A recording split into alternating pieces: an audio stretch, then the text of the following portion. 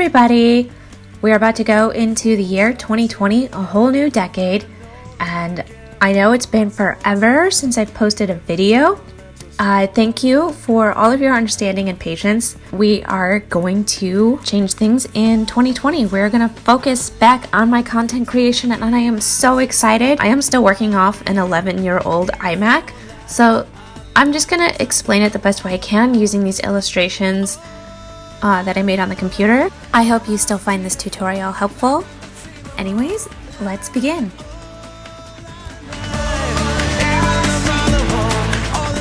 So after you have downloaded and printed out the pattern pieces for the leotard, you'll cut them all out, of course, and tape them together using the matching circles.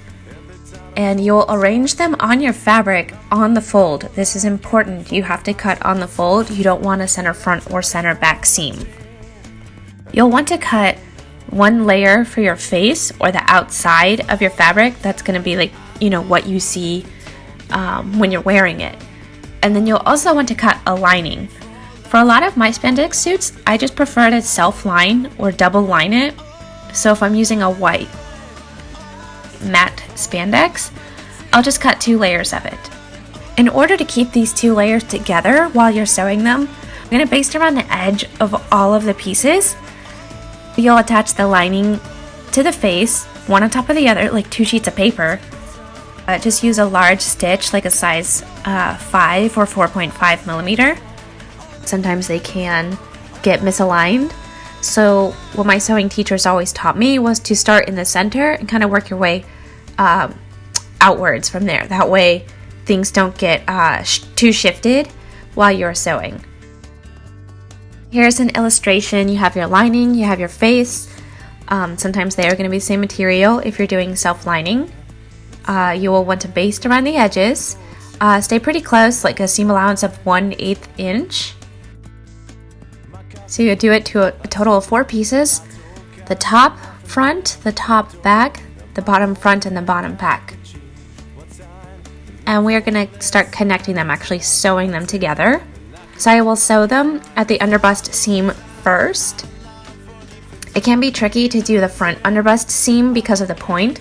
The trick is to sort of stretch it as you're sewing or manipulate it so that it's almost like a straight line as if there is no curve there. After that, I will sew the side seams and the shoulder seams together. Try and make sure that your underbust seams will match up at your side seams. If you're having difficulty with that, because I know especially the serger likes to push mine apart because it just gets so thick in that area, you just hand sew in that area. That way you have a little bit more control, just something to hold it in place. Think almost like a stapler, but made out of thread. Don't actually staple it, don't do that.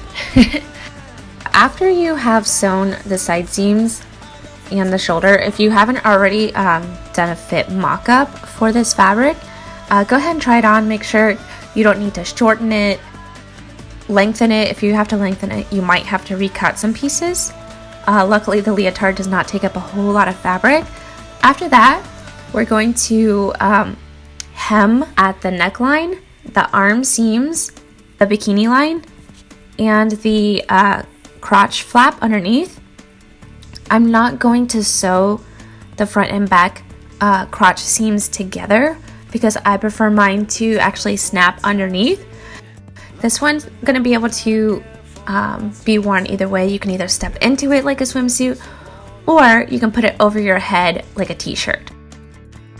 To hem these areas, you can use facings. I'm not gonna lie, I'm a little bit lazy, and I just I will serge the edge of it and then roll it under once and top stitch it. I just use straight stitches, honestly. Zigzag stitches are going to be best. They're going to give you the most flexibility and keep your thread from breaking. But by all means, use whatever works for you. Zigzag stitches are usually what is recommended for stretch fabric. So after you have hemmed the neckline, the armholes, the bikini line, and the crotch area, you're pretty much done with the actual leotard itself.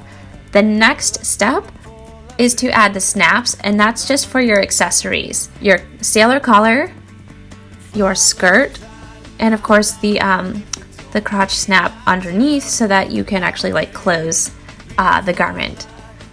So if I don't add the snaps at different levels, and here's sort of a diagram of roughly the levels that I use, this will vary completely based on your body shape and preference.